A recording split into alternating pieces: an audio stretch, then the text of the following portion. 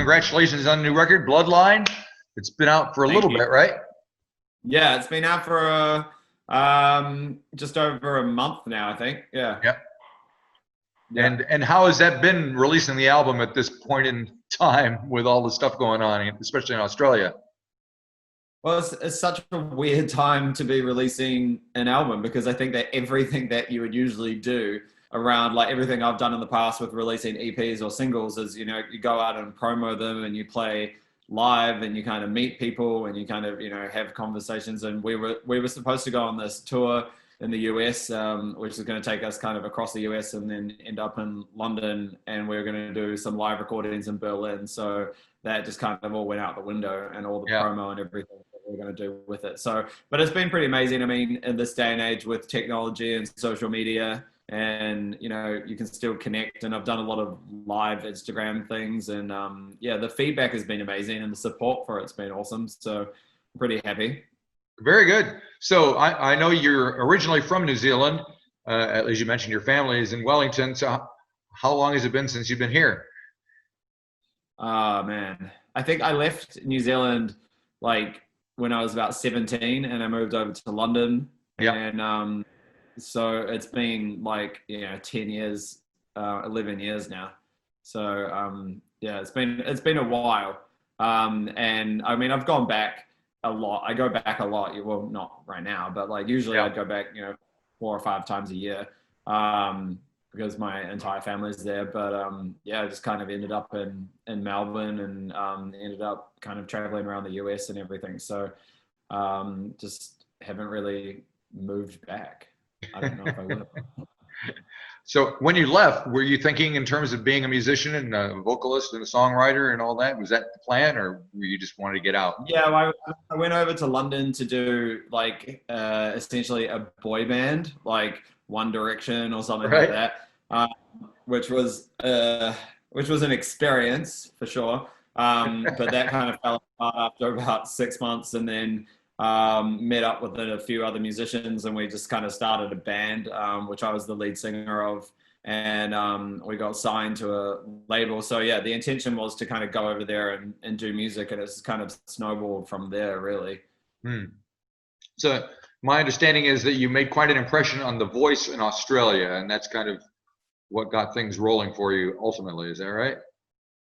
I don't know. I don't know if I made quite the impression. I mean, I got to the semi-finals of the first season of The Voice, which is something that, I don't know, those shows are just something I never really thought of myself doing. And then I kind of, was speaking to labels when I got back from London to Australia, and they were kind of like, "Oh, do the show, and then, then we'll talk more about, working with you and everything, but we want you to do the show first, and then, we'll kind of go from there." So I did the show, and nothing really happened with the labels from there after that. But I mean, I think a lot of people have come out of it with like a great experience. I think a lot of people have come out of it with like a really bad experience, like almost a scarring experience. And then I just kind of took it for what I got. The best advice from my mentor, Joel Madden, and he just kind of said, "Dude, this is a TV show. At the end of the day, it's not anything to do with music, really, and just kind of take it for what it is and kind of have a good time." So yeah, I was kind of just pretty chill during the whole thing, and I was kind of like, I'll just see how far it gets me, and ended up going quite far. So it was good. Yeah, there you go. So the songs that comprise Bloodline, how did those develop, and where did they come from, and when were they written, and that kind of thing? Well, we wrote the majority of the album, we wrote it last year. And when I say we, me and a really good friend of mine, Katie Carr, who's my songwriting partner, I said to, my independent label that I wanted to do an album, and they said, "Yeah, cool, go for it." And so we started writing it, and we kind of started in Melbourne, and then we wrote with a whole bunch of people in LA, and in Nashville, which is like, I've been based in Nashville for the past 4 years. Really? Yeah. So that was, the past 4 years have been fun in Nashville. But I'm really glad that I'm not there now, though, because I mean. Yeah. It sounds like you bailed out at the right time. But I can imagine being a songwriter in Nashville has got to be pure heaven. I mean, everybody and his mother's a songwriter. Everybody's a musician.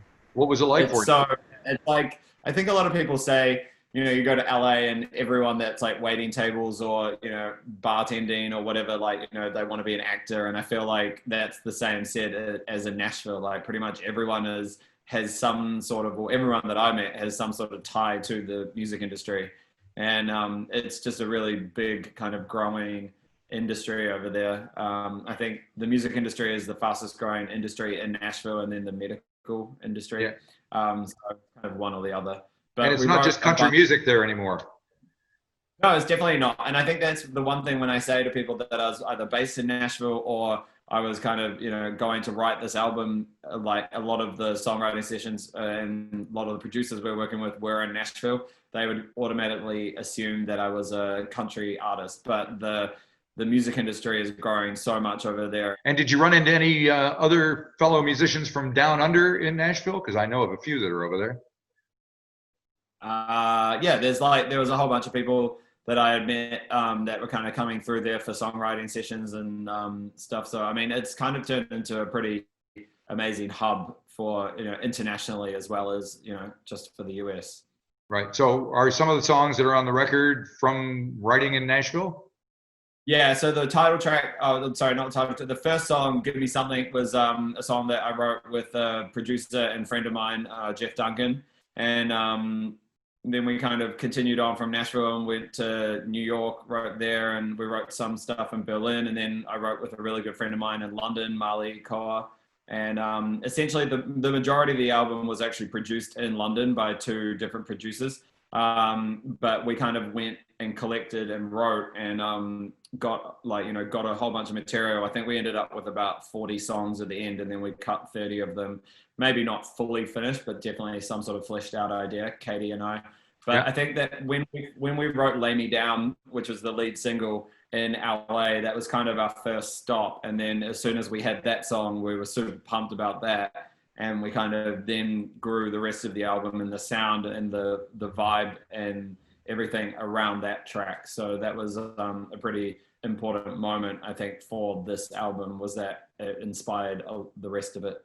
And did that kind of set the tone for what the music was going to sound like for the rest of the album as well? Yeah, definitely. And I think even though we didn't have like the full production, we had the demo of it, but it was really dark, but it was still kind of like driving.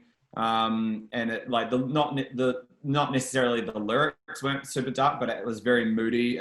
But it was still driving, and then it had a very anthemic kind of vocal chorus, which is what I really wanted to do in all of the choruses is make them sound, you know, as big as possible, but not with a lot of instrumentation, but more with vocal harmonies and having a big BV section and stuff, and have it more like a choir kind of sing-along kind of idea. Right. What we're, yeah. Well, that explains the reference to Nashville and Chasing Lights, because I caught that. And I wasn't aware that you had spent time in Nashville, so there you go. Yeah, I spent a lot of time going back and forth from there. I mean, I was essentially based there for the past 4 years, but I mean, I just never really wanted to make the move to live there full time because I don't know why, actually. There was just something about it that was kind of it's a weird melting pot as well of like very religious people and then very creative. So it's kind of like that kind of all comes together in a very strange way, which... Especially now, it's even probably stranger. So I think you probably made the right choice there. So what have you been doing in the meantime now that the album is out, but you're kind of stuck there in Australia? Well, I guess I've just been, we've been releasing, we've got a lot of stuff that we had planned to do that we couldn't because we couldn't travel. So I've been up in Byron Bay. I've been in the studio a lot up here. It's actually Bernard Fanning's studio that we're using at the moment. So we've just been writing and recording stuff, which we're maybe releasing later on this year or maybe next year. We're not really sure yet. But and then just kind of pushing the album as much as you can these days online through live videos and live kind of shows, and then also creating content like we had we had a drunken idea to kind of do a music video, like a Zoom call setup, but different boxes, and then all the animation was kind of flowing through all of them. So we just finished that. So that's coming out for Revelry. Good. So that's exciting. Which song is that going to be for? Revelry. Revelry. Oh, yes. There's kind of a gospel feel to that one, I noticed. Yeah, that one kind of has that kind of, maybe that a little bit of like a country rock roots, I guess. Yeah, and there's kind of it's got some dark subject matter, I guess. And so, who do you have somebody in mind when you're recording these songs as who your audience is? Are they? I mean, I think that my audience seems to be, which I've kind of found of recent years, is that I am very emotive in what I do, and the way that I kind of sing, the things that I sing about, and the honesty, I guess, in the lyrics. And I think a lot of the feedback that I've had is that people say to me, you know, when I listened to this song, this is what I thought about in my life, and it had nothing to do with what I thought about. So I think that the honesty in the lyrics and the emotion in the lyrics is kind of what I really need to kind of get across for myself. But then also, I think people that listen to my music can gravitate towards that, and they are able to put it in their own lives and kind of make it about the situation, and whether that helps them or kind of just shines a light on something maybe they didn't really want to face, then I think that that's kind of the fan base that I write for. So I think it's pretty awesome that they're coming back about scenarios and different events in their lives that I would never have thought could relate to that, but they have. So that's kind of pretty exciting. Yeah. I would imagine the most frustrating thing about being in this situation with the album just out is that you don't have a lot of personal interaction with people talking about what the songs mean to them, how they react to them, blah, blah, blah. And just not being able to play anything live. Like, we went into the studio the other day, and we did kind of like a live run through of one of the tracks from the album, and I just realized that it was the first time that I had ever played any of the songs live with the band, because we had no need to, because the tour was cancelled, so there was no need for rehearsal or anything like that. And you know, the album's been out, but also, you know, by this point, I feel like I would have played them 1,000 times each. So it's kind of like really like a sad moment to realize that, because, you know, that's why I spend all the time in the studio and all the time writing and everything, is to be able to go out there and play them live, because that's kind of the true passion for me. So not being able to do that is really hard, because then I don't get to experience the songs myself in a live scenario, really. I mean, I can do as many Instagram lives as I want, but it's not the same thing. Not quite the same thing. What are your live shows like? Well, I mean, my shows are, you know, full of energy. We've got like a organic band. I try to make it as live and organic as possible. Which, you know, sometimes my management are like, that's going to cost too much. You know, you need to do some stuff. Because if I had it my way, I would have, you know, like a 6-piece backing vocal section and like organs and right. But I mean, they're very intense and very like emotive and high energy and a lot of fun and very like inclusive, I think, as well. Like, I really love the side of it where the audience participates, or even just like singing along in different parts and everything. So I mean, yeah. Have you done much performing in New Zealand?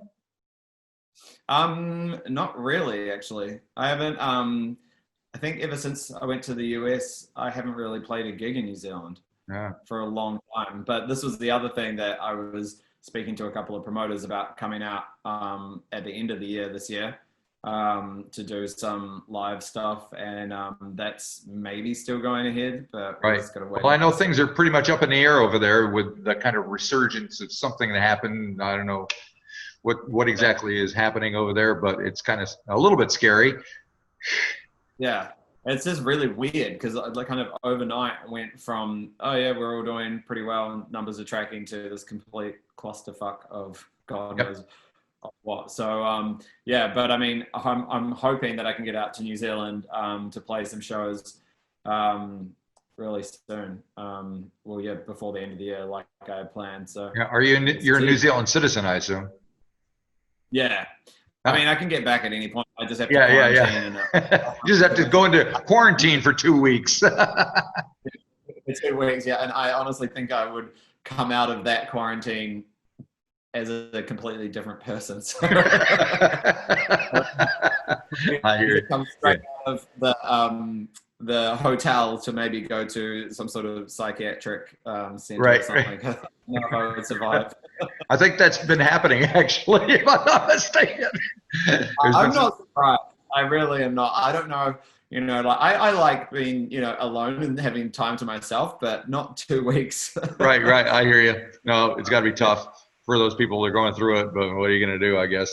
We've been pretty lucky here compared to other places in the world, so can't complain too much. Yeah. So, well, thank you for taking time to talk to me. And My pleasure. hopefully the album will do well, whether or not you're on the road or not. I mean, I think the type of music it is, those songs come across whether or not you're there to sell them or not. You've done your thing. So. Thank you. I appreciate it. Yeah, I'm hoping that we can kind of just get a good foundation maybe this year of the album kind of being out there and then hitting the road next year and playing as many gigs as we can. So cool. All righty. Well, thank you very much and good luck with everything. great to meet you. Thank you very much. You too. Bye-bye.